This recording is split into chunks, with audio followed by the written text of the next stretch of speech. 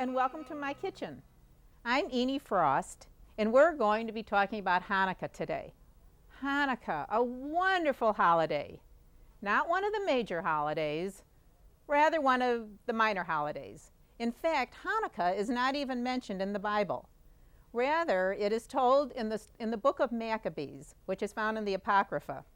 And this story happened about the 2nd century BCE. In Hebrew counting, we say BCE, before the Common Era, as opposed to CE, Common Era. And there is a legend that is told about at that time the 5 Maccabee brothers, who were the son of Mattathias, fought in many, many battles when the temple was really desecrated. And finally, under insurmountable odds, they won the battle, Judah Maccabee leading the brothers into the temple and really having a very difficult time of trying to restore it because it had been used for pagan worship. And when they came in, they looked around to find a cruse of oil to light the temple. And it happened that all of the oil had been thrown away. They finally found one cruse of oil that they could use. And the story of Hanukkah is that this cruse of oil that should have lasted for 1 day lasted for 8. And that is why we celebrate Hanukkah for 8 days.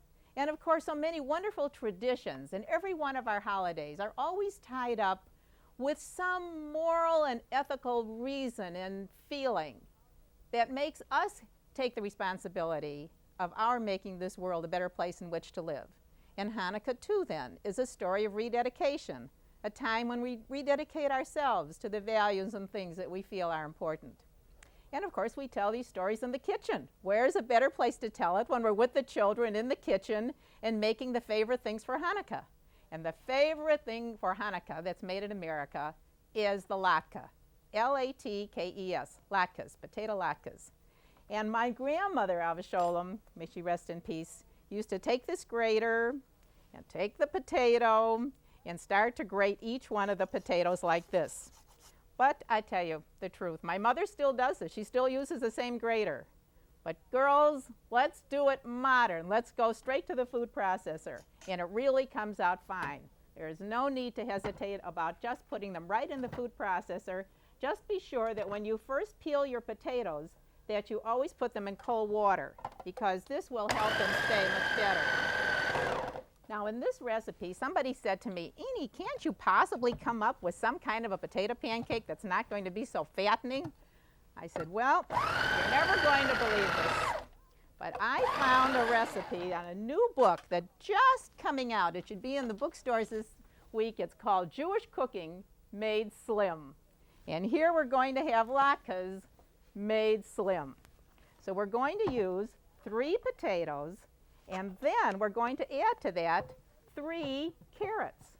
And this really gives it a wonderful flavor. When we were first making it, I wasn't too sure about it. But after we tried them, we decided, yes, they really do come out very good. And there's nothing wrong with mixing them. In fact, many times when you make a potato kugel, add a little carrot to it. And 1 onion, about a medium-sized onion, because you want these latkes to have a nice flavor to them. So we'll put all of this through, and then add to that 3 eggs. Now then, you know, in kosher cooking, what we want to do all the time is always check our eggs before we use them. So we take each egg separately and put them in carefully. Here's one that we will always crack into a separate dish, because if there's any blood in it, it is not going to work out right. It's not going to be usable in kosher cooking. Blood would show that there is some sign of life, and we really cannot do that in kosher cooking. So we check each egg carefully before we put it in. We're going to add 3 eggs, beat it up again, and now add to this 1/4 cup of matzah meal. And if you've already put away all of your matzah meal from Pesach, don't worry about it. You can use flour. But I think the matzah meal is still wonderful to cook with, and I kind of keep it out all year round. It's good to use in meatloaves or whatever you're making. 1/4 cup, 1 teaspoon of salt, 1/2 teaspoon of pepper, and be sure you use white pepper because otherwise you might have little black dark marks in it, and you don't want to have that. Now then, a little parsley, and this parsley is right from the yard. If you have never grown parsley in your yard, try it. It's so good, and it gives it such a good flavor. Now then, before you mix this through, you really should take a spoon or a heavy spoon, mix this all the way through. I'm going to put it in this bowl. And then start to heat your oil, because your oil should be pretty hot. If you want to lower the calories, again, what you can do in your pot is to spray it first. But you must add a little oil, because after all, the whole story of Hanukkah is tied up with the cruise of oil. So in order to really tell the true story of Hanukkah, you absolutely must have some oil. Now we're using an electric skillet. If you don't have an electric skillet, you can just use your fry pan and get it pretty warm. You see what a nice color this gives to it too. Now then, the question always comes up, Eenie, how do you know how much potato pancake batter to put in? Well, I want to tell you, this is a very technical question. And you have to know the one way that you always determine how much you put in. And that is determined by the way your mother does it. You see, there are fat latkes and there are thin latkes. But it depends on how your parents always do it. Now, before we got married, Jack and my mother and my mother-in-law talked to each other. And they decided they both liked the little, thin, crispy pancakes. So we knew the shidduch was right. But if you like the big ones, then you would use a big spoon. You know, if you go into restaurants nowadays, they'll often serve potato pancakes, but that's different. That's served as a side dish to a corned beef sandwich or something. That's a completely different kind of a pancake. Latkes are something that should be made quickly and fried, always in oil. If you've used a little of the spray on the bottom of this, perfectly all right. I have this set at about 350, and that's about a good setting for it. Even if you do it with all potatoes and you use your regular recipe. Now I'm going to tell you how you can tell when it's time to turn them over. If you don't have time to soak your potatoes in water or in cold water before you use them, then add a little lemon juice. Add about a 1/2 teaspoon of lemon juice right here into the potatoes, and it will not affect the flavor. You'll see it won't make any difference.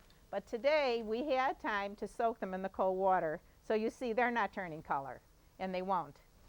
Now you watch them very carefully, and when you see the color on it at the edges will start to turn, that's when you know it's time to turn it over. And you should be able to get about 6 pancakes at one time. What I have to do is I have to make them in advance and hide them in the oven, because if the boys come in the house and they see me cooking them, they're just going to eat them right there and there won't be any left for dinner. But they work out fine that way. In fact, many of the girls freeze them. Make them in advance, freeze them, and layer them with foil, and reheat them in an oven though. I tell you, they really do not reheat good in the microwave. We've tried it and tried it, and we've tried to adjust recipes to see if there's in some way we can do it, but it does take the crispiness away from it. So it's really better to reheat them, take them out of the freezer, and just put them in a 350 oven, and you'll see they'll come out nice and crispy. And I think that these are going to be very nice too. When you see at the edges right here, it's starting to turn brown, then you know that it's time to turn them over. And they'll get nice and brown, and they'll really stay very nicely. This is an interesting recipe, and I think you're going to like something a little different, and with the carrots gives it a nice flavor. You see how crispy they're getting? And they give a nice look. Now, when we serve the latkes, there are certain things that we always put on it. And one of the things that is really the most popular is to use applesauce. If you make your own applesauce, then I'm sure you have it flavored. But if you take the applesauce from the store, then what you want to do is to just add a little bit of cinnamon because that perks up the flavor. In fact, if you're making your own applesauce, add a little nutmeg and a little cinnamon to it, and you'll see what a good flavor it gives it. So I have on here some applesauce, sour cream, and cranberry sauce. And you'll see that will give it a wonderful flavor, and I know that you're going to enjoy them. And you better make enough, because if they're anything like my family, you're going to see you're really going to need dozens of them. And it doesn't take very long. You see how quickly they're ready? And just set them on. And if you want to take the whole dish, put this in a Pyrex pan. If you put them on a paper first to get the oil out, some people use paper towels. But I'm still that old-fashioned girl that my mother-in-law always said, the best thing, Eenie, is the old paper bag. And that's what I use to dry them on. I find that's really the best thing to use. And I think that you will like that the best. So I hope that you will enjoy your latkes and that you will make plenty of them, because the family is really going to be ready for some wonderful latkes. And when you have them in the kitchen, tell them the story of Hanukkah. Tell them what rededication to principles and thoughts and ideas, what that means, what it's all about. Because I think that these are the things that the children and the family remember long after they're away at school or something. These ideas come back to them. And that's our responsibility to tell that to our children. Jack and I just had an experience where we learned about a rededication that was so beautiful. We had always wanted to go to Spain, but we didn't want to go while Franco was there. So not too long ago, we took this wonderful trip to Spain, to Portugal, and to Morocco. And what was interesting, every morning the tour guide would say to us, well, today we're going to see a cathedral, and we're going to see the Alcazar, meaning the fortress and the royal palace, and we're going to see a synagogue, and we're going to see the Jewish quarter. And all of these places are always within walking distance. They're always very close. But the exciting moment came to us in Toledo when we walked into this building, to this synagogue that was built in the 11th century. And I think what's interesting is that wherever the Jews have lived, and they have lived in every country of the world, they have brought their own culture, but have become a part of that country and that culture. And here were the Moors. The Moorish people lived there from the 7th to 11th century. And this synagogue was built in this type of architecture. If you can see a little on the top, there's a banding around here of some Moorish writing and Hebrew writing, and there are Magen Davids built into this panel right here. And a little bit above it was a balcony that is now filled in. But in 1492, when Queen Isabella brought her edict of the Inquisition and all of the Jews were forced to leave, from that time to this, it has not been a synagogue, nor has there been a Jew. Well, what we felt was the most beautiful thing that we have heard is that the Jews of Madrid are going to raise money to rededicate this synagogue. And again, in Spain, there will be a house of prayer. For the Jews are coming back to Spain after all of these hundreds of years. They lived in Morocco, in Spanish Morocco, and they are coming back. But many of them from Morocco and Iraq and Iran have now moved to Israel. And when they came to Israel, they brought their own feelings, and they brought their own ideas, and they brought the things that they do. And they don't make potato latkes on Hanukkah. You see, potatoes were not really that popular with them. They really came with the Eastern European Jews. But the ones from there brought their donuts, their fried cakes. And that's what we're going to make today. And I think they're really sensational. I think you're going to enjoy them. We had a good time making them, and I think they really are a fun thing to do. And if you go to Israel, they call them sufganiyot.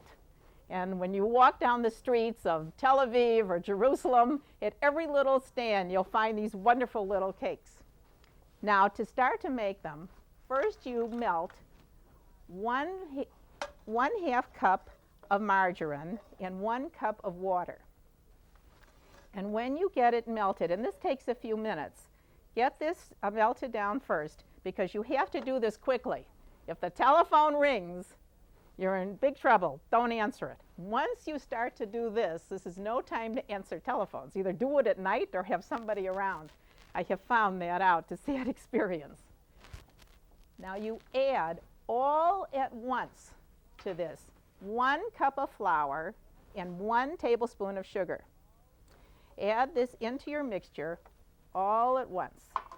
And you're going to see, as you stir this up, this will start to come together. But you must stir it with a wooden spoon. Well, you know I always use a wooden spoon because I use my grandmother's wooden spoon. And I know if I use her spoon, it's going to work out right. Now be sure that you have this, you stir it good because it goes very quickly, and you want it to come back, to come into the middle of the bowl. If you feel there isn't quite enough flour in this one, I think it needs just a little bit of flour to hold it. So I better add just a little bit so that it'll come together right. Now into this mixture, we are going to add 4 eggs. But you have to take this off of the stove first before you add your eggs. Otherwise, it's not going to come out right.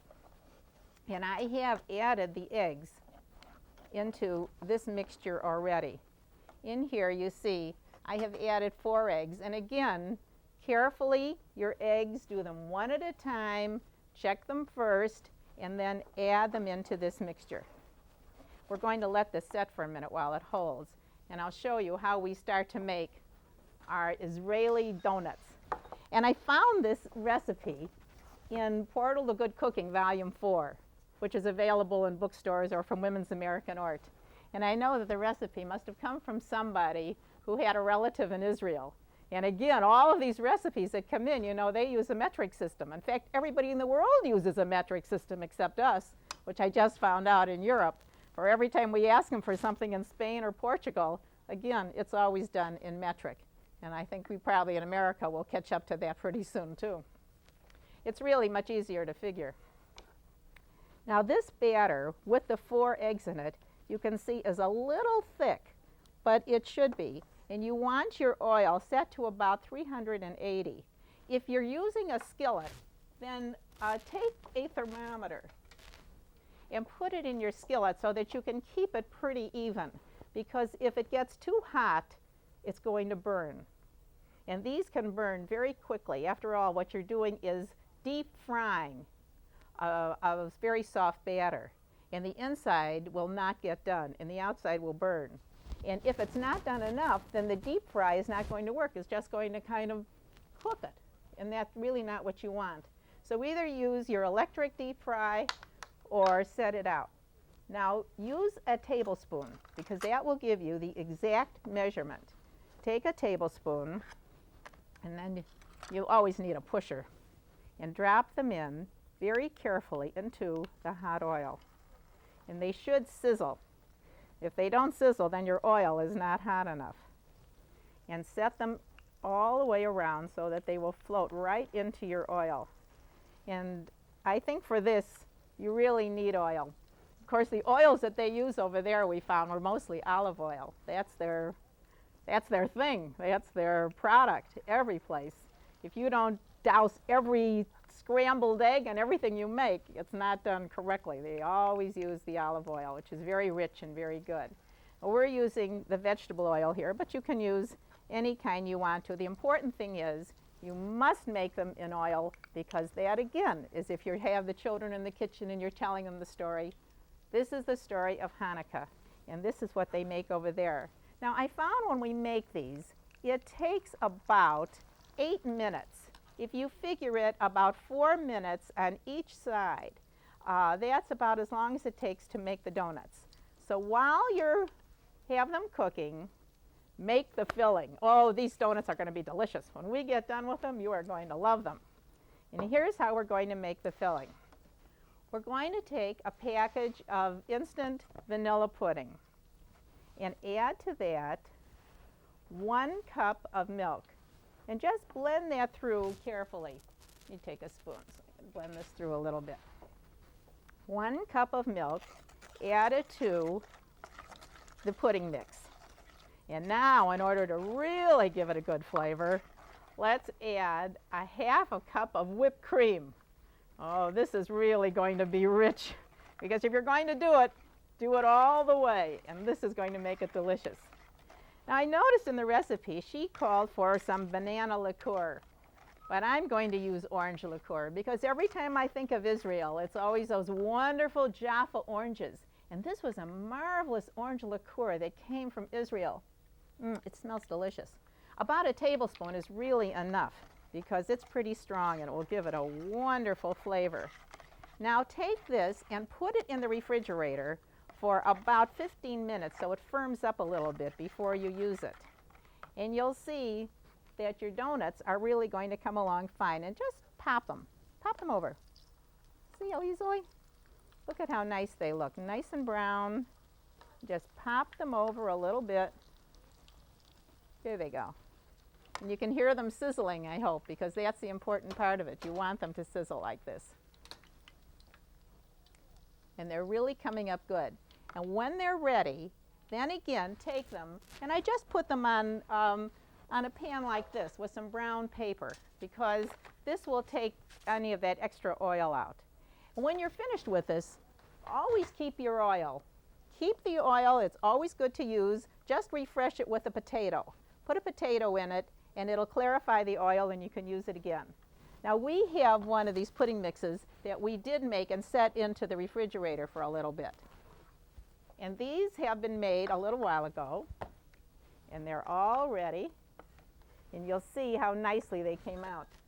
I think they're really wonderful, and this is a real treat to make these sufganiyot, or Israeli donuts. Now, here's what you have to do. This has been sitting about 15 minutes, and you see how quickly it really came up? Take a very sharp knife and just cut, let me see if you can see these, cut a little hole in the sides of them. Let me see. Just cut them down, and there'll be a little depression on the inside. And into there, take your filling and just pour it right in. And it really makes them so good. That's all you have to do is take a sharp knife, cut a little depression in them, and take your spoon and fill them with this wonderful orange liqueured pudding whipped cream mess. And these are going to really be delicious. I think when they come over to your house, they're going to be surprised that they were not expecting all of this for the holiday. But you'll see how good they are. Here we have them. And now these got finished so fast. My goodness, I think these are almost ready to take out.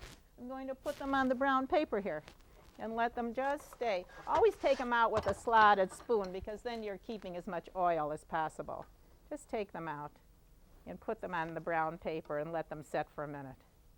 The slotted spoon is a wonderful thing to have. If you don't have one in your kitchen, it really is a wonderful thing to have. Now then, we have almost everything that we need for Hanukkah. Just a few things left, because there's one thing that we really have to do when we come to the Hanukkah party. Oh, let's fill these up. And here are our sufganiyot, all ready, and they really are delicious. I think you'll find them a big treat. And I think it's very nice if you just put a little powdered sugar on, but wait to do that until the end. Otherwise, they kind of melt into these wonderful fried donuts. And now there's one thing else that we have to have on Hanukkah, and that is the dreidel. This is a very integral part of the Hanukkah party. And the dreidel is a top. It comes in different sizes. There are large ones, and there are small ones, and they have letters on them. Nun, He, Gimel, and Shin, which together all say, a great miracle happened there. Or in Israel, instead of the Shin, it has a Po, meaning a great miracle happened here. A very beautiful thought. Now we play a little game with the dreidel. What we do is pass out beans to everybody who's playing the game. You get a pile of beans, and I get a pile of beans. We put them together, and we spin the dreidel. And depending upon where it ends, either you have to put in a bean, or you win all of the beans, or you win half of the beans that are in the middle. And when somebody finally wins the game and has all the beans in the whole game, they win the prize.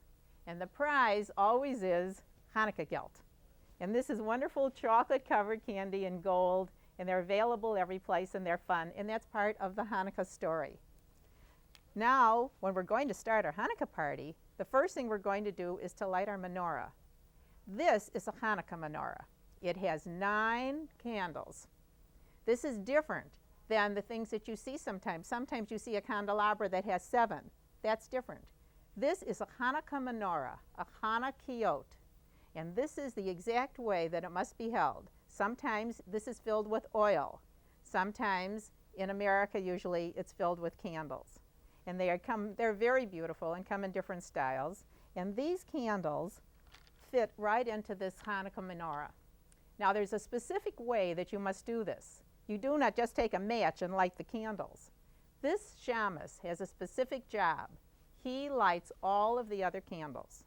And so when we fill our menorah, we always start from the right. You start to put the candles in from the right side of the menorah.